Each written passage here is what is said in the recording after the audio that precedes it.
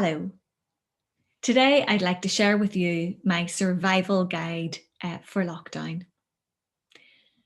In doing so, I'd like to help you to understand how the mind works, the human response to what the mind experiences, and how to live a rich, meaningful, fulfilled life even in lockdown.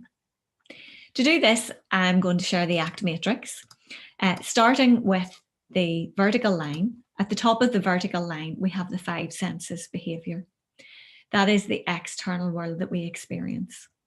When we experience with our five senses, what we see, what we hear, what we can touch, taste, and smell, that will flow through us and we will then experience in the internal world. We will have emotions, feelings, sensations, or urges as a result of what we experience in the internal world. We then have the vertical line of the matrix with away and towards. And in this case, with this survival guide to lockdown, it's what I might do that moves me away from surviving this lockdown or towards surviving this lockdown. And most importantly, it is about living that rich, meaningful, fulfilled life, even in lockdown. And in the center here, what we have is noticing the difference. So noticing the difference when I'm in the internal or the external world, and noticing the difference when I'm moving towards or away. So when we use the ACT matrix, we start with the bottom right of the matrix by asking the question, who and what's important to us? I ask most people that question. They will say things like family, friends, work colleagues, pets, and of course, ourselves. We are important. Staying in the internal world and moving to the bottom left of the matrix, we then ask, in terms of surviving lockdown, well, what unwanted stuff shows up that gets in the way?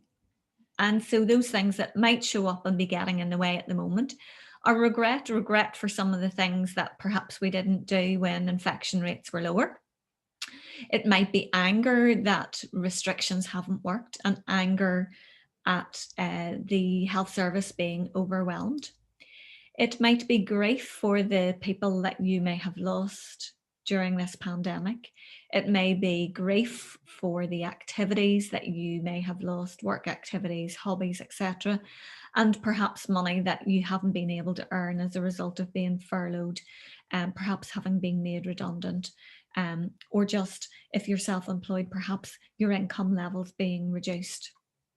It might be worry that you're going to get COVID or end up in hospital, be seriously ill as a result of COVID. And it might be also a feeling of anxiety that your children are not currently being educated in the way that you feel that they deserve. When we experience in the internal world, it will cause us then to respond. So the mind is designed to protect us from danger. We will experience as a result of the mind spotting that danger in the external world. Therefore, we experience things like regret and anger and grief and worry and anxiousness. And in the external world, then we do things that try to get rid of those feelings. Those are things that we perceive to be bad emotions. But what I'd like you to do is to consider those as maybe unwanted emotions rather than bad emotions or negative emotions, because they are neither of those things. So when we experience in the internal world some things that we might do to get rid of those feelings of regret and anger, guilt, worry, or anxiousness, you may find yourself at the moment consuming more alcohol than you would have done post the pandemic, pre the pandemic. You might find yourself taking prescription drugs. You might find yourself overeating in an attempt to make yourself feel better. You may be watching the news more often than you would have done before. You may be watching as much of the news as you possibly can. You might continually be talking about the pandemic and the current state of play. You may be turning your camera off when you're in work meetings because of how you're feeling. And you may want to stay indoors to protect yourself and your family and not then be getting the benefits of fresh air, for example. So if we're going to live that rich, meaningful and fulfilled life, and we're going to survive lockdown, we need to consider what we could do to move towards that life. Because if we stay on the left side of the matrix, what we will find is that those things that we do to get rid of those emotions give us relief. Unfortunately, they only give us temporary relief. They are not useful long-term strategies, because we'll get temporary relief, but what we will find is perhaps if we've used alcohol to numb some of those feelings, that we feel bad after the event for having taken the alcohol, and that just creates this vicious cycle. So we're asking then, okay, so what would the more useful strategies be that could help us to move towards surviving lockdown, living a rich, fulfilled life during lockdown? Well, one of the important things, both for our physical and for our mental health, is to have a daily exercise routine.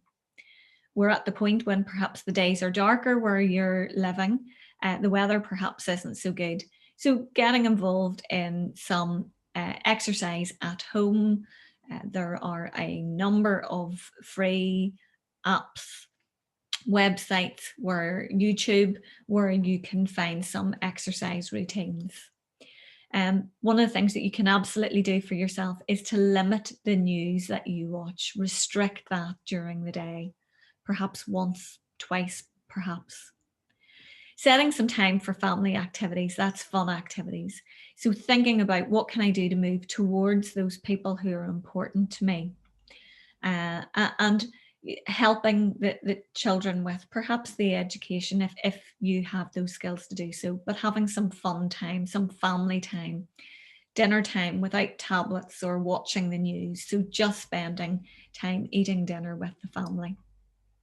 Connecting with friends and family, whether that be just the phone call. I know many people are fed up now with the face-to-face calls, but those can be useful for some people, and so you may want to continue to do that. So keeping connected with friends and family, having a virtual coffee with work colleagues, and staying at home as much as possible. One of the things that you really can do for you also is just to spend a little bit of the day, that might be a minute or so, a couple of times a day, just spending time to breathe. 5 senses behavior, noticing the breath, noticing the sensations of breath, noticing the rise and fall, noticing the speed of the breath, noticing the internal responses in terms of that breath. So practicing the ACT matrix on a daily basis, noticing the difference between the internal and external world, noticing the difference of how you feel when you move towards or away, will really help you to survive lockdown and to live that rich, meaningful, fulfilled life. If you'd like to find out more about the ACT matrix and learn how this can help you, please get in touch.